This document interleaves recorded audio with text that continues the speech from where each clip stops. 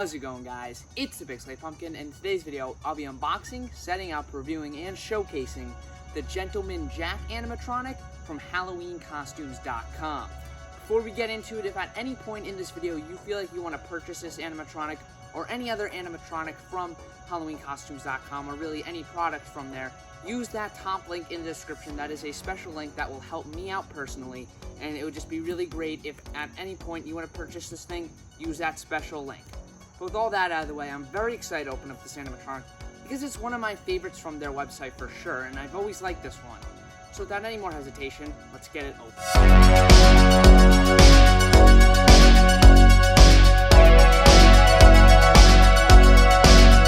And alright, and here's what you're greeted with when you open up the box. His clothes are on top, as he does have a pretty neat suit. Looks like there is a lot here, so we'll open that up in a little bit. But here we have everything inside the box. His head down there, the mechanism, his cane, his knife. There's a whole bunch of stuff. It looks really, really awesome though. And I cannot wait to get this guy set up. So let's get started.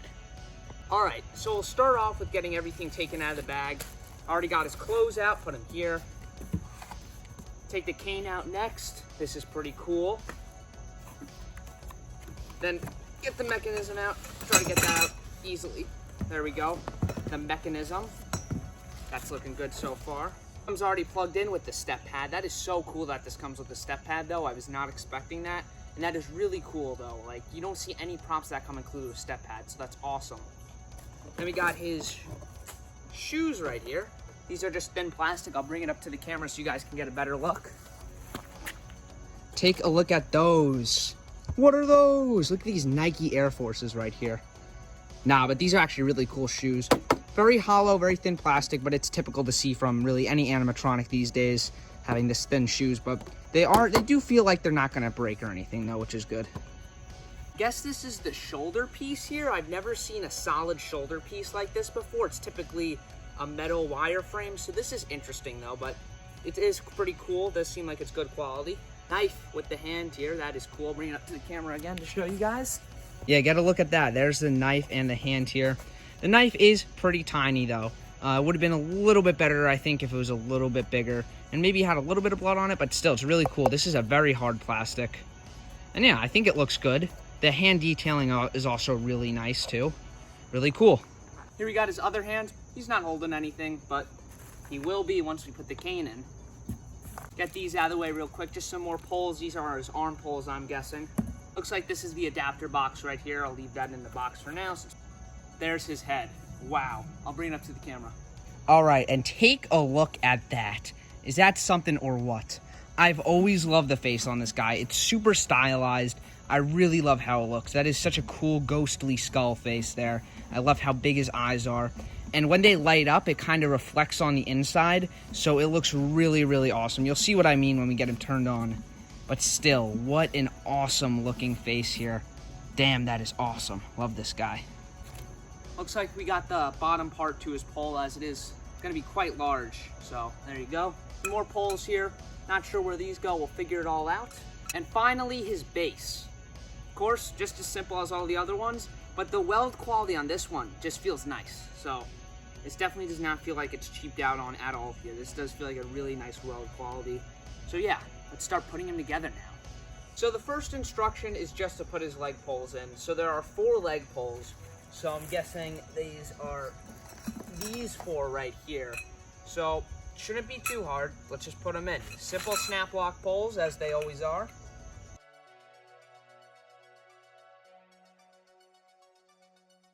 Alright, so now we got his leg pole set up. Easy as that, just simple snap lock poles. Now the next step is to put his shoes, pants, and the mechanism on already, which is cool. So let's get started with that. Mold, so I think we're good just to slide any one you want right on there.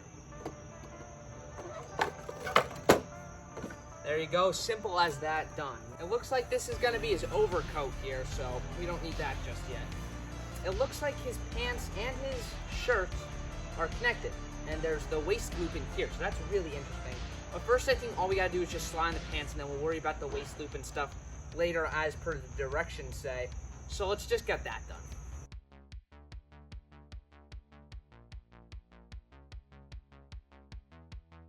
Now it's time to get the mechanism on. I'm gonna bring that actually up to the camera to get a closer look at how this works real quick. So as you can see, here's the mechanism here. So what I'm guessing is that he's just gonna kind of rock back and forth as the springs do, and as is in his demo video, which you saw in the beginning of the video, at least some of it. But anyways, it just looks like a very interesting mechanism. I've never had a prop with a mechanism like this before. There's a control box, and yeah, it just looks really cool. So let's get it on. All right, so now I adjusted the camera angle, so as you can see, the mechanism is right here. It's looking good on here. I can't wait to get him powered up. Still a lot more setup to go. So the next step is to put the shoulder piece on, and again, I've never seen a shoulder piece like this before, but it does look pretty cool, so let's put it on. All right, so here are the arms. I'm guessing this is the left, and then this is the right one, so let's get it in there now. Now we got the right one right here. There we go. Now, he's looking good like this, so let's get the suit pulled up.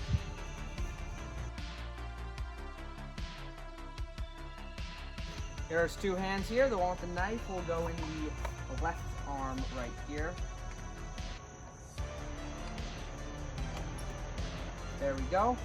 And then the one that will be holding the cane is going to go right there in the right arm. There we go. Here's the cane. All you gotta do is push it together right there. It's just PVC pipe with some spray paint on it. It does look pretty nice though. We'll put that right into his hand right there. There we go. Now we got the cane on. It's looking pretty good. I feel like it's a little bit too long though, but we'll see when he's activated. Here's the overcoat here, and it does look very cool. It's like almost like a cloak of sorts. So all you gotta do is just flip it on. There you go.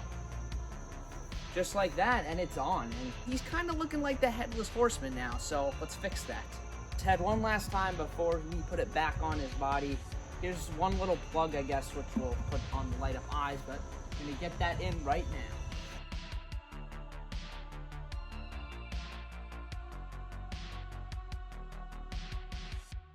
All right, and there we go. His head is on. As you can see, the overcoat fell off, but probably should have tied it first. Anyways, it's looking really great now. I'm super excited with this guy. He's looking awesome. But there's one last thing we have to put on. And of course, he's incomplete without the hat. All right, he's all set up now, and he looks awesome. And he's about the height I expected. I didn't think he was going to be too much taller than this. He's basically the perfect size for what he needs to be, so that is great. But anyways, I'm going to get him plugged in, and we'll turn him on. I quite enjoy walking the streets late in the evening. Such loneliness and merriment never fail to inspire my blade.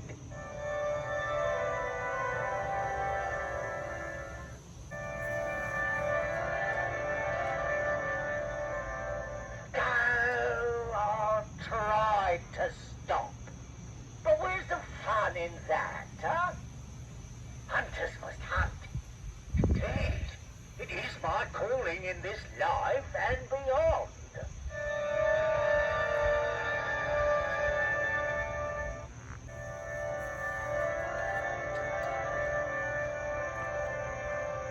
History calls me the Ripper, but I never fancied the name. I prefer the slice of that. So I think it best if you just call me Jack.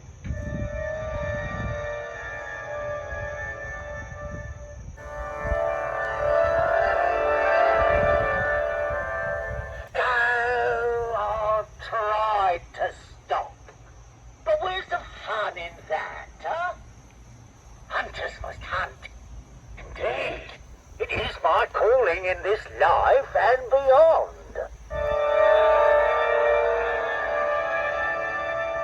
Alright, so now that we have him all set up and you guys saw his demo and phrases and everything like that, it's time for the review portion of this video. So the way I'm going to go about the review here is I'm going to break it up into a few different segments. So to start off, I'll talk about his overall look, then I'll talk about his animation and phrases, and finally I'll talk about his price and any other final thoughts I have on him. And then I'll give him a final rating. So, it's not too complicated, so let's start off with his overall look. Alright, so now for his overall look.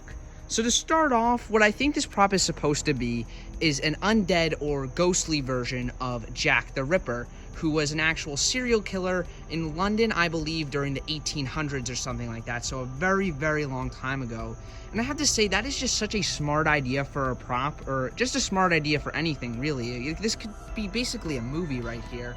But still, I think it's actually really cool that he's based off a real person or people, as we don't know who Jack the Ripper still is to this day. So it could have been a group of people. But enough about Jack the Ripper himself. I think this guy is done spectacularly in that style.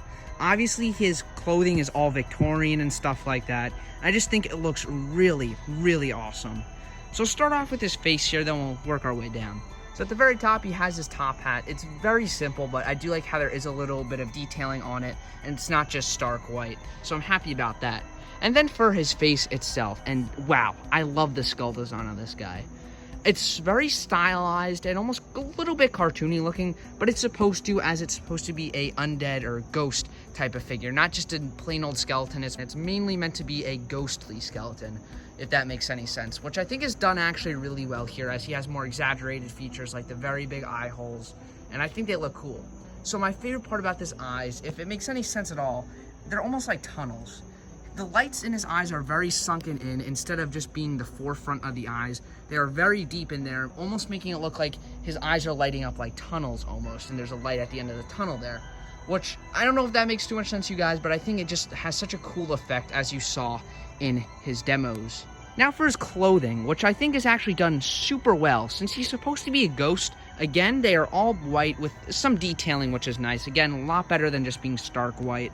And I just think it's done really nicely. It makes a lot more sense than if it was colored. If it was colored, it would not make sense for a ghost prop. So the fact that it's just done plain is actually really cool in my opinion. And it's just cool to see a humanoid ghost prop like this done really well. I also like how he's a little bit of detailing in the ruffles there. And his overcoat is seriously awesome too. I love the way his overcoat looks. It wasn't even necessary to have on the prop, but the fact it's included is really cool. And then, of course, his under jacket, too, is actually really nicely detailed. Again, with the little thing here. And then it just looks like a normal suit like that. And he even has some buttons in there, matching the Victorian theme pretty well there. And then in this hand, we have his knife. Again, I do think it's a little bit too tiny. I think a bigger knife would have been cool here. But it still looks decent enough. And the hands are very thick plastic, too, which you don't typically see on props like this. And then here is his cane here, which I think is another nice detail as well. It's pretty big. It sticks out a little bit too far in my opinion. I think that should have been a little bit smaller. But it's still such a cool addition to have on this guy, and it does look great. And now for his shoes, which I've already talked about a little bit, but I'll talk about one more time here.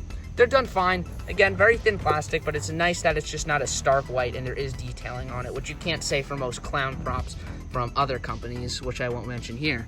But anyways, it just looks so, so awesome. Get a look at that shot right there.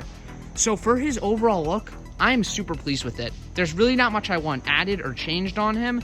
I think it's done really perfectly for a ghost character. That's what this is supposed to be. It's not supposed to be a undead skeleton. It's meant to be a ghost. And it's done very, very, very well. So with that said, I really love his look. So now let's talk about his animation. Now it's time to talk about Ghostly Gentleman Jack's animation. And I think for the most part, it's decent enough. It's pretty simple, but I really don't feel like it needs all too much to be effective. I honestly like the rocking and head motion here. It makes him seem very ghostly and creepy. I think it would have been nice if they included maybe some arm animation with the knife. I think that would have actually been a really cool addition and definitely added a little bit extra to the prop. That would have been nice to see. But I still think overall his animation is decent enough. Again, it's very simple. It doesn't do too much. But I think if they just add a little bit more, it'd be perfect. But still, I like what it is, and I think it's okay. For the phrases, I honestly love the phrases here. There's 3 of them, which is typical for most props, so I'm not going to complain there. And I really love the writing of the phrases because it does a lot of character building with this prop being a ghost of Jack the Ripper, which I think is really smart. Once again, I honestly love that concept, and it's very creative as well. The voice of the phrases, however, I think could be a little bit of a deeper voice.